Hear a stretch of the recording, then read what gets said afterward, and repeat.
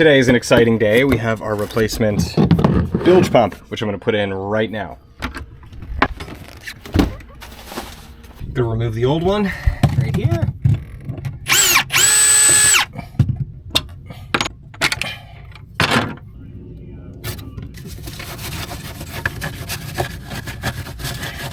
I don't like how that is exposed wood there. That's not good.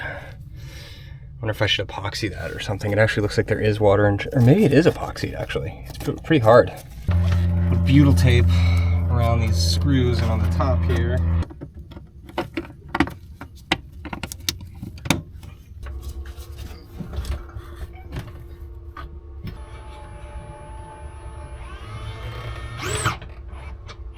All right, I got this installed. I got this gasket, good to go.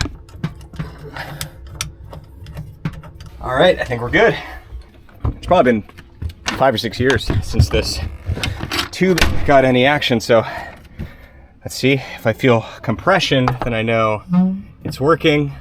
It feels correct, and then we should see water coming out.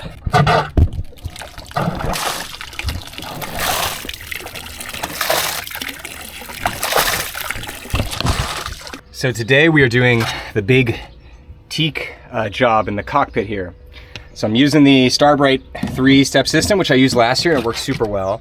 I didn't do the cockpit last year. I sort of saved that one. It was kind of a big job and I didn't want to get into it, but this is gonna be really satisfying. I love cleaning up Teak. It's amazing how it retains its kind of character and color after you restore it a little bit. So yeah, we're gonna get to work on that today. So here is after, this is just after step one, just after clean. So we haven't brightened it yet. Did a couple passes there. Probably could use another one there. It's a little dirty still, but yeah. That compared to that is pretty amazing. Step two with the brightener. Looking pretty good there. Looking like Teak again. And this is just after the cleaner. So the brightener does quite a bit actually. A split. So if anyone knows the best way to deal with this, I've heard of those butterfly joints as a solution. Like you route this out and stick a, you know, like I think it looks like an hourglass. I don't know if that's called a butterfly joint, whatever it is. Looks like maybe it's been repaired in the past.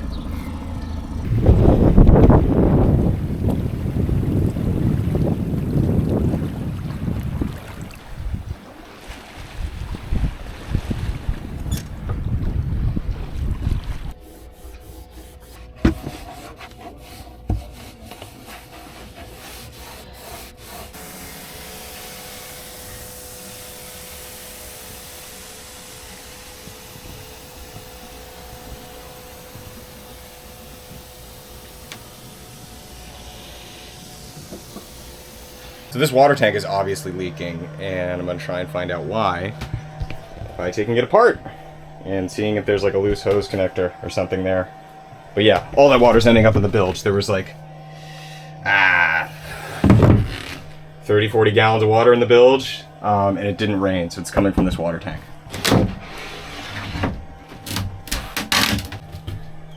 So this looks really dry. I actually don't think that the source of intrusion is here. There else I expect to see some pooling or something right there, or some, you know, sort of just darker wood or something like that. I don't think it's coming from here. I think that this is fine, but I will tighten up these connections since I undid all these screws. So we've ruled out tank A. Now I'm gonna take a look at tank B.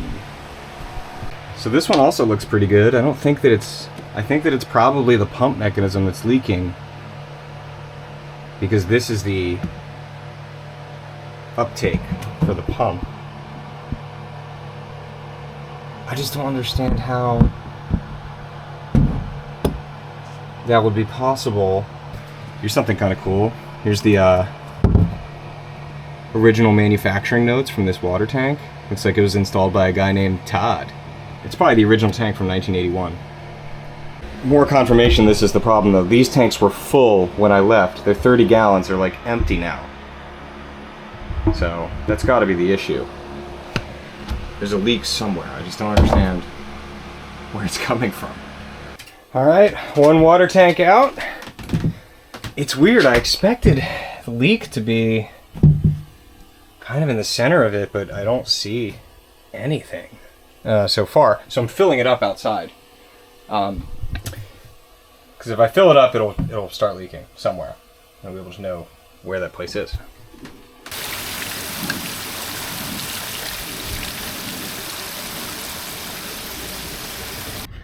Looks like it's in very good shape to me, so I think it's actually these fittings that are leaking somehow, or causing some kind of siphon thing to happen, particularly with this one, which is the pickup, the main water pickup. One potential source is this pump leaking. I just don't understand how the water can continuously leak out of both tanks through this mechanism, given that, you know, the water has to go up this U-bend and back down. I think what I'm going to do to test this is turn both of these off and then fill the water tanks. So when I come back to the boat next, and if there's bilge water in there, I know it's not this, and it's something with the tanks that I couldn't see directly. But yeah, I mean, inspection-wise, they look fine. I don't know. I am confused. All right, it is a new day. It has been 7 complete days since we filled both tanks to the top, tank A and tank B, and I turned off the valves to the housing, the pump housing in there. So if there's water in the bilge, there's still a leak. If there's not water in the bilge, it's the pump housing. Let's find out.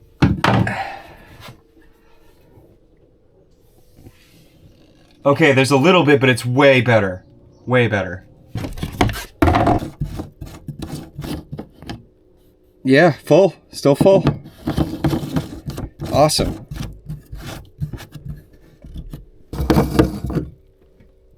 Pretty full. There might be a small leak in this one. I think maybe that's what's happening, but that is much better. Much better. I'll take it. So I guess I'll just keep these valves closed all the time unless I want to use the water tanks. Wow, I really wasted a lot of time pulling that tank out and checking it, but it's good that I figured it out. So here's what I think was actually happening. So when we fill this tank all the way to the top, there's a little bit of air gap at the top, and it's cold hose water. So as that hose water comes to temperature, and also, you know, the difference between the temperature between night and day right now at this marina is pretty dramatic. So I think as this thing heats up, the air in there pushes the water up through this U-bend, inverted U-bend, and down into the housing for the pump and starts a siphon. And so it just continues once there's enough pressure to do that one time. So pretty interesting. That was not top of my list for explanations, but I do think that's what's happening now. So it's nighttime now, and I've always been curious about this. This is an oil lamp, like a legit old school oil lamp. See this wick? You pour oil in there. It's like, you know, liquid candle essentially, and soaks up through the wick, and you can change the flame size. I'm gonna test this out right now. So I filled it with oil. See that? It's kind of climbing up the wick there. It's pretty dirty. Screwed in. This is extremely cool. Let me crank it up a bit. Wow. It gets huge. It must get super hot. I might just go straight oil lamp. Here we go. Let me turn off these lights.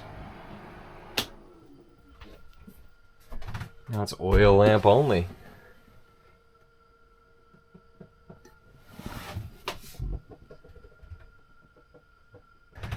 That is so cool. Finally taped all the way up. I'm gonna do the right side first and do the left side probably tomorrow morning. But do all this prep work here, so we're gonna put down Kiwigrip on this top deck and get it looking nice finally. So here we go.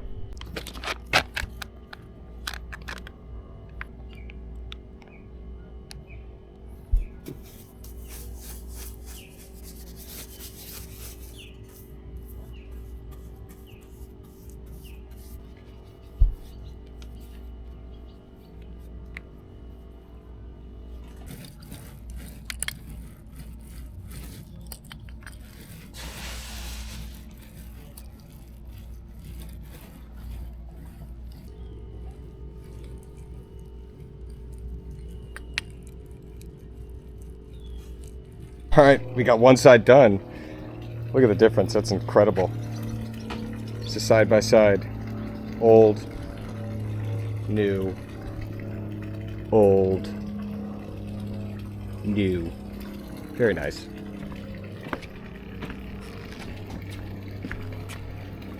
And that makes the rest of the boat look bad actually, because this is so fresh. Look at that. Very nice. So completely done with the white Kiwigrip, and this looks really quite good. It's almost completely dry in 4 hours in direct sun, which is really cool. I really like working with this stuff actually. Oh, it looks so much better. So we've got the Teak ready and we've got the non-skid on, so time for a little test sail with the new beautiful boat.